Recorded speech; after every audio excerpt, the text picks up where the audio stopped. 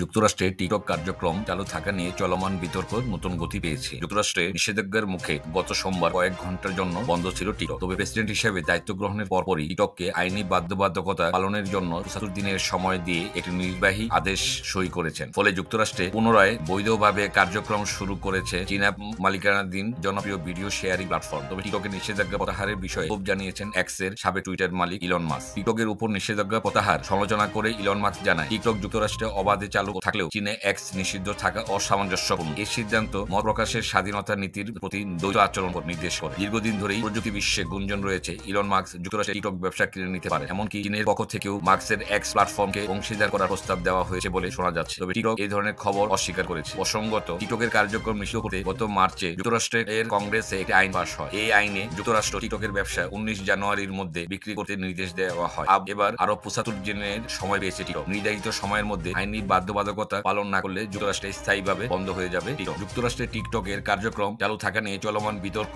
Biden প্রশাসন জানিয়েছে তারা টিকটক নিষিদ্ধ পাস হওয়া আইনে কার্যকর করার পরিকল্পনা করছে না এবং এই দায়িত্ব ট্রাম্প প্রশাসনের উপর ছেড়ে দিচ্ছে। মার্কিন প্রেসিডেন্ট ডোনাল্ড ট্রাম্প শনিবার 18 জানুয়ারি এনবিসি নিউজের মিট দ্য প্রেস অনুষ্ঠানে দেওয়া এক ফোন সাক্ষাৎকারে জানিয়েছেন তিনি 90 দিনের জন্য টিকটকের উপর থেকে নিষেধাজ্ঞা তুলে নিতে পারে। সোমবার প্রেসিডেন্ট হিসেবে ওভাল অফিসে যোগ দেওয়ার পর এই বিষয়ে চূড়ান্ত সিদ্ধান্ত নেওয়া হবে বলে জানান তিনি। ট্রাম্প বলেন, 90 দিনের এই সময়সীমা দেওয়া হতে পারে কারণ এটি যথোপযুক্ত। আমাদের বিষয়টি গভীরভাবে পর্যবেক্ষণ করতে হবে। এটি একটি গুরুত্বপূর্ণ সিদ্ধান্ত। 2023 সালের এপ্রিল মাসে প্রেসিডেন্ট জো বাইডেন একটি আইন স্বাক্ষর করে যা বাইডেন্সকে টিকটকের মার্কিন কার্যক্রম বিক্রি করতে বাধ্য করে। বিক্রয় না করলে অ্যাপসটি যুক্তরাষ্ট্রে নিষিদ্ধ হবে। তবে বিক্রয়ের জন্য আইনি প্রক্রিয়া এবং অগ্রগতি নিশ্চিত হলে প্রেসিডেন্ট 90 দিনের এককালীন সময়সীমা বাড়ানোর সুযোগ রাখতে পারেন। এখন পর্যন্ত কোনো আইনি চুক্তি প্রকাশ্যে আসেনি। বিশাল পরিমাণ অর্থ খরচ করে যদি কোনো ক্রেতা এগিয়ে আসে তবেই বিক্রয়ের প্রক্রিয়া এগোতে পারে। বাইডেন প্রশাসন অবশ্য বারবার জানিয়েছেন তারা টিকটক নিষিদ্ধে পাস হওয়া আইন কার্যকর করার পরিকল্পনা করছে না এবং এই দায়িত্ব ট্রাম্প প্রশাসনের উপর ছেড়ে দিচ্ছে। তবে টিকটক শুক্রবার জানায় হোয়াইট হাউসের আশ্বাস যথেষ্ট নয়। সুনির্দিষ্ট